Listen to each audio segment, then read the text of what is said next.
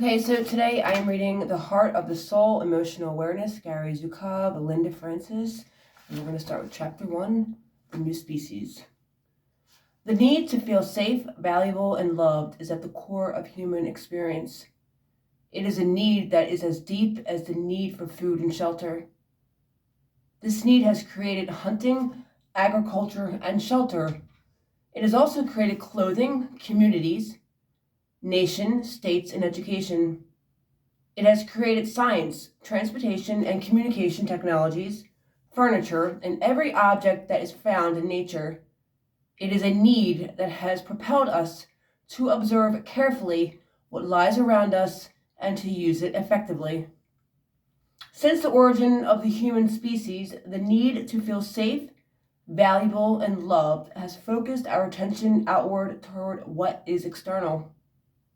It has caused us to study the mineral, plant, and animal kingdoms and to use them in the service of ourselves. Even in cultures in which these kingdoms were honored, such as native cultures, the goal was a harmonious relationship with them that enhanced the probabilities of human survival.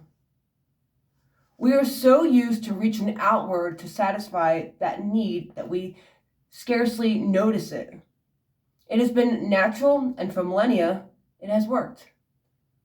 Creating shelters, finding food, raising children, and sending them to school have made countless human beings feel safe, valuable, and loved. It doesn't work anymore. That same need remains, but looking or reaching outward no longer satisfies us or satisfies it. This is a problem because the habit of looking and reaching outward is still strong, and most people do it without even thinking. That is why we're writing this book. The need to feel safe, valuable, and loved can no longer be satisfied merely by surviving or by engaging in activities that enhance the probability of survival. The feelings that formerly came with sitting around a fire, sharing food from the hunt, and sleeping warmly with fur robes through cold nights are no longer fulfilling in the ways that they once were. I've never experienced that, but our ancestors did, right? Our satisfaction now comes through using our lives, our homes, our friendships, our communities for a greater goal, spiritual growth. The human species knows how to feed and clothe itself. It knows how to protect itself and to nurture life. Developing more external power, the ability to manipulate and control those things that appear to be external, will not solve the problems that confront us with increasing severity. Billions of lives, billions of humans live in poverty, are hungry, and suffer oppression, humiliation, and brutality. Changing these circumstances requires our hearts. It requires developing the ability to feel the pain and joy of others and to take their needs as seriously as we take our own. Faster aircrafts, space colonies, the internet, and increased agriculture efficiency have no power to make us compassionate and wise. Neither do large homes or more cars. Compassion and wisdom are the products of spiritual growth. They cannot be centrally planned, mass-produced, or globally distributed. They do not depend upon economies of scale, advertising, and cheap labor. They are not matters of policy, but of personal intention. They are the fruits of intense labor, but that labor is inward. Neither the information age nor the service industry can provide compassion and wisdom. No individual can give compassion or wisdom to another, yet all individuals are now feeling a hunger for them, and that hunger will never quit. The starving mothers and their starving children, homeless, unloved, poor, sick, prisoners, captors, and billions who live in inner anguish are with us always because we are beginning to realize that we are inseparable from one another. Their pain is our pain, and our pain is theirs. Their joy is ours, and our joy is theirs. Survival to experience needless pain, to give and receive brutality, and to oppress and exploit one another, and the earth is not satisfying, no matter how secure our survival becomes. Spiritual growth is now replacing survival as the central objective of the human experience, Spiritual growth is becoming attractive to individuals from cultures, races, sexes, economic status, and religion. Even while so many humans suffer from brutality, poverty, and starvation, the goal of spiritual growth is calling us to greater accomplishments than providing protection, food, and money. It's creating a new and deeper understanding of who we are and what our purposes are. All right, beyond survival, do this simple exercise of looking at your life to see why you do the things that you do and have the things that you have. Look deeply. Spend some quiet time. Consider why you eat, exercise, have the car you do, have the partner you do, have the home that you do, and ask yourself, do I do this for survival, to feel better about myself, or to feel more secure? Spiritual growth, looking inward, is replacing the pursuit of external power, reaching outward to manipulate and control, as a cure for the insecurity at the core of human experience. Instead of rearranging external circumstances in order to make ourselves feel more safe, valuable, and loved, we are learning how to look inside ourselves and find the roots of our own insecurities and to pull them. Getting a new wife or husband, a larger home, better car are always ways of pursuing external power and attempting to make yourself feel more whole and secure by manipulating and controlling the external world. So, is every use of intelligence, beauty, wealth, education, muscles, and the latest hairstyle, every attempt to acquire external power now produces only violence and destruction.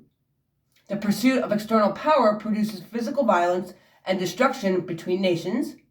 You can see this in every newscast. The pursuit of external power produces emotional violence and destruction between individuals. You can verify this yourself. Try persuading a friend to do something that he or she doesn't want to do and persist in that effort. It is not skill, talent, homes, or cars that produce destructive consequences.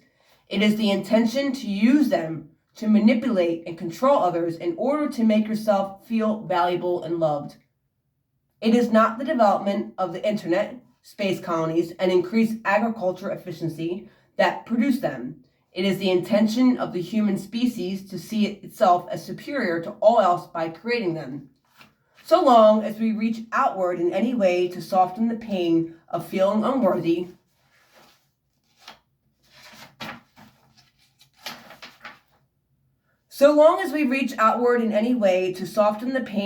of feeling unworthy or the terror of not belonging, we bring violence and destruction into our lives individually and collectively. Let's take an inventory. Consider every activity that you do daily. Go through your day, beginning with when you wake up, and take an inventory of your actions and your belongings, and ask yourself these questions for everything that you do or have. Do I do or have this to survive? Do I do or have this to feel more secure? Do I do or have this to feel better about myself? Do I do or have this to feel better than others? Do I do or have this to be safer? For every yes, ask yourself, how could I see the things that I do or have differently? For example, instead of eating to make myself feel good or to feel more secure, I eat so that I can take care of my body. Instead of having my husband or wife to feel better about myself or safer, I am with my husband or wife to be in a true partnership. Make this a habit. Before you do anything, ask yourself, what is my intention for doing this? What enabled our species to survive for so long is now bad medicine. In fact, it's poison. We need homes, agriculture, and technology, but not to make ourselves feel superior to one another and to the rest of life. We need them to accomplish the goals of the soul, the objectives that bring us together rather than move us apart. We need them to create means of cooperation rather than of competition, and we need them to coordinate the activities of sharing rather than of hoarding, and we need them to share our perceptions of the sacred. As long as there are parts of yourself that reach outward to make you feel safe, valuable, and loved, you need to identify them and heal them. These are the parts of yourself that search for security through the cultivation of a particular appearance, new clothes, a larger house, and anything else that makes you feel more at home in the universe and accepted by your fellow souls. The universe is your home, and your fellow souls are each confronting circumstances that are as difficult and challenging for them as yours are for you. They are your colleagues and you are theirs. We are each learning in a special environment in which all the needs to be examined and brought to health in each individual is revealed to her or him in the intimacy of his or her personal experience. This learning environment is the Earth School. It is a very big school. Everything that the five senses can detect is part of it, from the most distant stars to the most elementary subatomic particles. You, your family, your friends, and everyone else in the Earth School. In the past, we survived by learning everything that we could about the Earth School.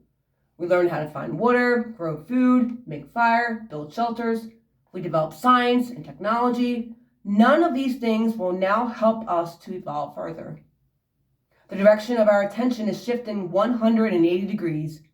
We are now learning how to turn around and see what we never noticed before, our internal landscape. A new human species is being born. The difference between it and the old species is this. The new species knows that what is behind our eyes is more important than what is in front of them. The new human species looks at the external world of things, interactions, and experiences as a mirror that reflects an internal world of intentions, emotions, and thoughts. Earth School. Close your eyes. Imagine you are in the biggest classroom you have ever seen. There are no walls or doors that can contain it. It includes everything that we can see, hear, taste, smell, and touch. Everything you do here is part of your learning. There is no place that is not rich with learning opportunities. Learning to see our inner experiences as primary and our external circumstances as secondary is the new frontier for the human species. The old species explored the physical world and has created security by manipulating and controlling what it is discovered. The new species creates security by looking inward to find the causes of insecurity and healing them. This is the path to authentic power.